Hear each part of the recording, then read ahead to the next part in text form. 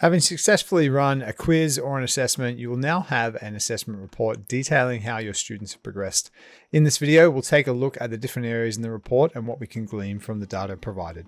The first piece of data that we see once we jump into our report is the overall numbers of students assigned, finished, and the average mark. Below that, we'll see our results summary as well, breaking down how each student performed in these 10% bands across the assessment. The other important piece of information we'll see at the top of our page is our compare results button. We'll come back to this at the tail end of this video. As we go down the page, we'll see our table of student results. This is where we get our individual breakdown of how each student has performed, their percentage, their score, the time spent.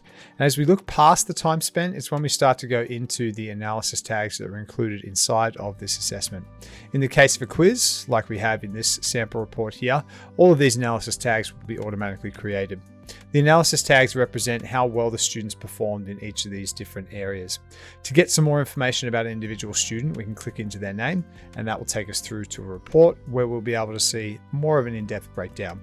Looking at our individual student report here, we can see their overall mark and results. You can also see any next steps that are suggested for the student in terms of lessons that connect to these analysis tags where they have not performed as well, and an overall view of their analysis and recommendations based on all the analysis tags contained inside of the assessment or quiz. As we continue down, we'll be able to take a look at the exact attempt the student has made, and if there's multiple attempts, we'll be able to see the grade, the score, and view each of these attempts individually.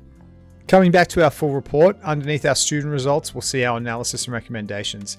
This is where the system has aggregated together all of the students who've completed this assessment's performance against each of the analysis tags. It provides a very quick means of determining the strengths and weaknesses of the cohort who have completed this quiz, and a means of diving into or assigning individual work to students. As we click on the drop down that is alongside of each of these analysis tags, we'll see not only the questions that were asked that were attached to this tag, but also students who didn't reach our recommendation threshold. As we covered off in the setting the quiz video, a recommendation threshold is something we can control and set so we can indicate what level we would like this to be before our quiz is assigned. If we do want to assign this work to these students, we just need to click on our Assign Recommendation button. That will bring up another task flow where we can click through these students and have them complete this associated lesson as their revision or for differentiation.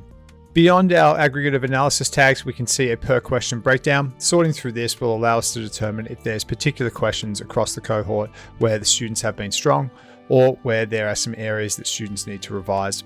Where we have a quiz set up where each of the individual students are going to get a different series of questions, you'll be able to see how many students were shown each of these questions and use that in your evaluation. Of course, most of this data can also be exported as a CSV by clicking the appropriate button here. Coming back to the top of our report, we have our Compare Results button. Clicking on this will allow us to view any similar assessments that come up that have a similar student match and a similar content match. The content match in this case is based on the analysis tags that are in both of these tests. We'll take a look at this in depth in another video, as it provides a whole host of insight and information for you, and might also change how you go about setting assessments in the future. If there's any questions that you have about EP, assessments, or anything else, reach out and get in touch. We're here to help however we can.